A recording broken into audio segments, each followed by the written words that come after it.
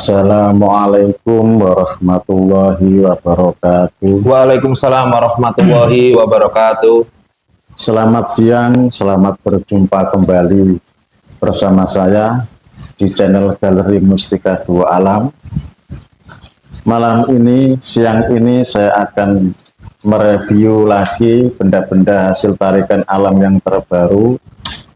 Ya, ada cukup lumayan banyak, ada benda-benda bagus hasil manifestasi alam. Sebelum saya mereview satu persatu benda yang ada di depan muka saya ini, di piring ini, saya ucapkan banyak-banyak terima kasih kepada para subscriber saya, baik yang sudah lama maupun yang baru, baik yang di wilayah Jawa Timur maupun ada di luar Jawa, bahkan sampai ada di mancanegara sana. Dan akan selalu saya doakan semoga semua para subscriber saya dan keluarganya panjang umur dan diberikan kelimpahan rezeki yang melimpah oleh Allah Subhanahu wa Ta'ala. Amin. Oke, siang ini saya akan mulai mereview salah satu dari benda hasil tarikan alam. Ini adalah mustika gale kelor. Nah, inilah mungkin saya kurang jelas. Nah, bentuknya bulat seperti telur.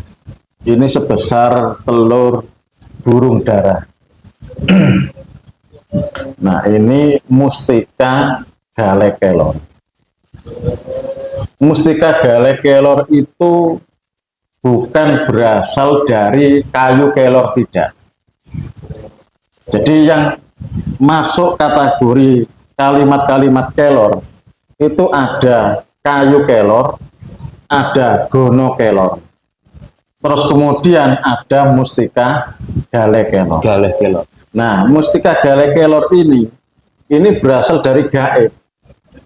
Jadi ini adalah produk jin, bukan berasal dari gono kayu kelor, tidak. Nah, mungkin ada beberapa orang itu yang menduga-duga kalau mustika gale kelor itu berasal dari gono kayu kelor.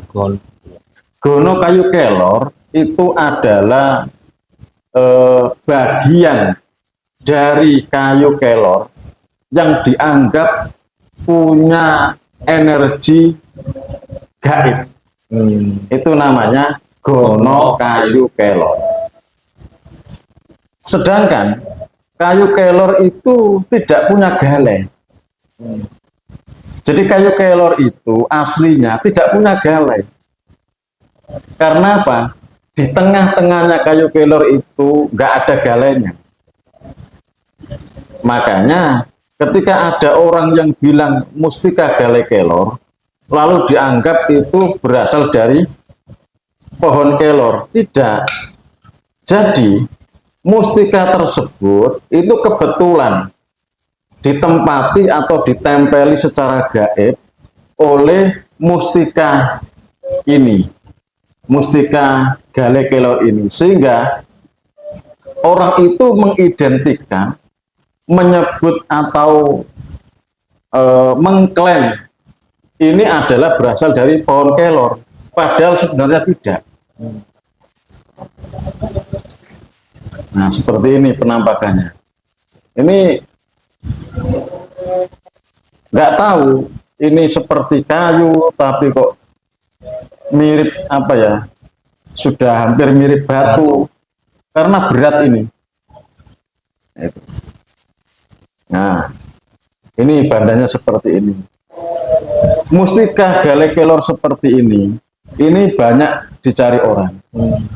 Baik kalangan para pendekar, terus kemudian para dukun, para kiai juga banyak. Karena energinya sangat kuat, bisa digunakan untuk sarana sikap, sarana perlindungan yang luar biasa.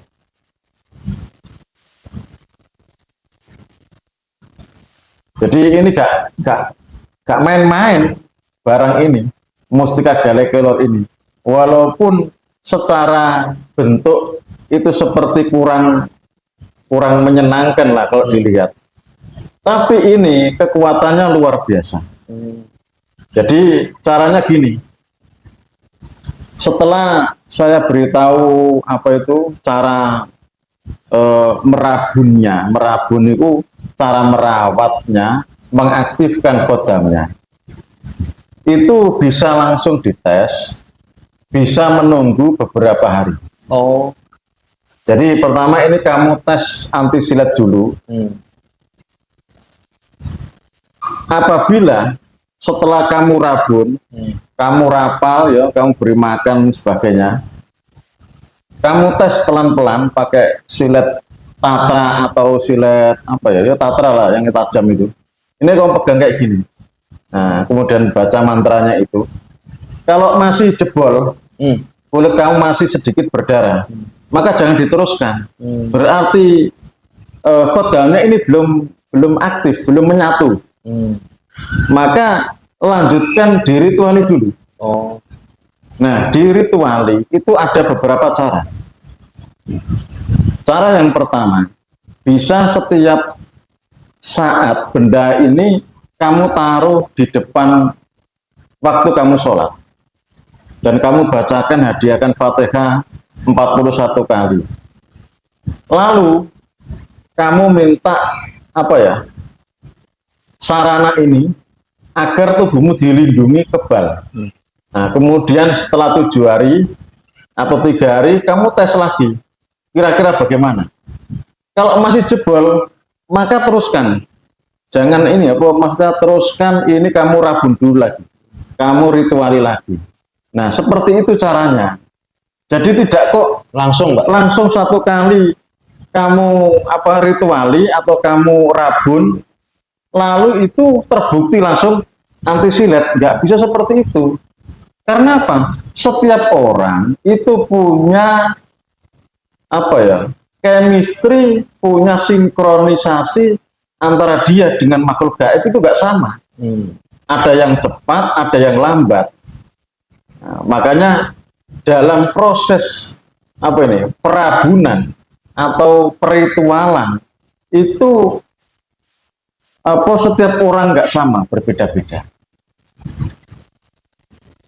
Tadi bisa dites anti silet atau bisa dites dengan anti tembak. Nah, kalau tes anti tembak itu ya dengan jarak 3 meter biasanya. Oh, 3 meter. Rata-rata 3 meter, paling jauh itu 5 meter.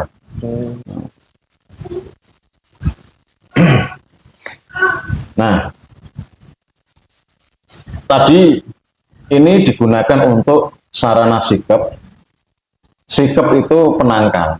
Penangkal. Iya, bahasa Indonesia penangkal. Bisa sikep penangkal itu gunakan penangkal santet bisa. Kemudian penangkal daripada gangguan-gangguan makhluk gaib yang jahat bisa. Semisal kamu berada di sebuah tempat yang dianggap angker, maka dengan menggunakan ini dia akan melindungi. Kayak gitu. Melindungi dari gangguan makhluk gaib yang negatif itu tadi, Pak. Ya. Nah, mustika gale kelor ini dibuat gedak uang itu apa bahasanya? Mengancam. Mengancam. Dibuat mengancam orang, ini sangat luar biasa. Mungkin mengintimidasi, Pak. Mengintimidasi. Jadi tidak hanya kumis macan atau kumis singa yang bisa digunakan untuk sarana mengintimidasi atau mengancam. Mustika gale kelor ini juga bisa.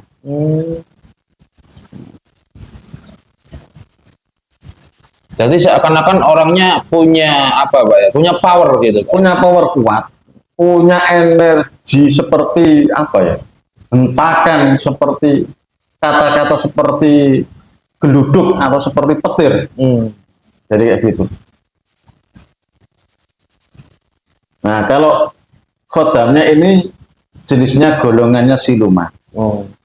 Rata-rata yang ini yang kebal, anti silet, anti peluru, kemudian pokoknya anti pukul dan sejenisnya itu rata-rata kebanyakan yang kuat-kuat itu jenis khodamnya itu siluman. Ya memang seperti itu.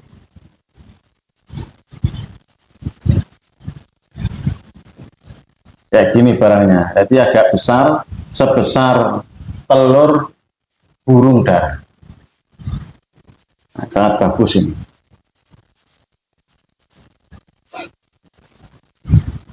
Nah, tadi kan saya sudah menjelaskan digunakan untuk sigap, penangkal santet, penangkal tenun, penangkal guna-guna, kemudian anti silet, anti peluru.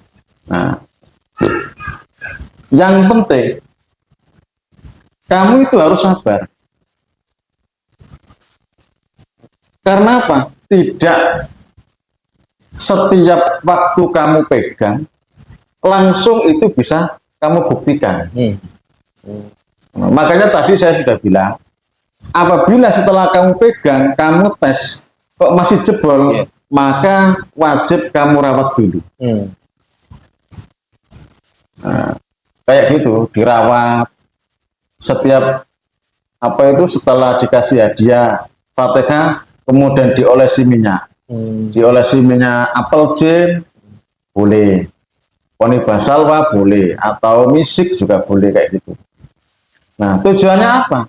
Tujuannya agar dia itu punya apa ya, keselarasan. Tahu kalau kamu itu adalah tuannya dan tahu dia itu harus tunduk kepada perintahnya siapa. Kayak gitu. Nah, kalau memang dia itu benar-benar kamu rawat dengan bagus, dengan baik, maka dengan sendirinya ketika kamu punya hajat terhadap dia, maka dia akan otomatis membantu kayak gitu.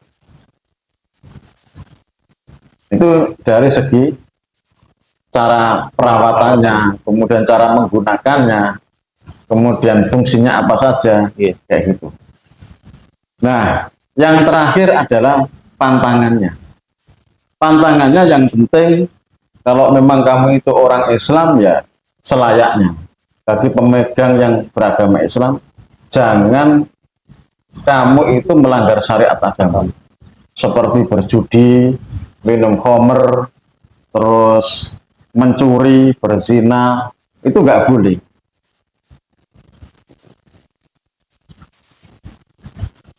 Ya mungkin cukup sampai di sini, atau ada yang perlu tanyakan lagi? Oh, cukup. Nah, kalau sudah cukup, sebelumnya saya minta maaf yang sebesar-besarnya apabila ada kata-kata saya yang kurang berkenan di hati para penonton, para pecinta subscriber Galeri Mustika Dua Alam. Wabillahi taufiq wal hidayah, summaridha wal inayah. Assalamualaikum warahmatullahi wabarakatuh. Waalaikumsalam warahmatullahi wabarakatuh.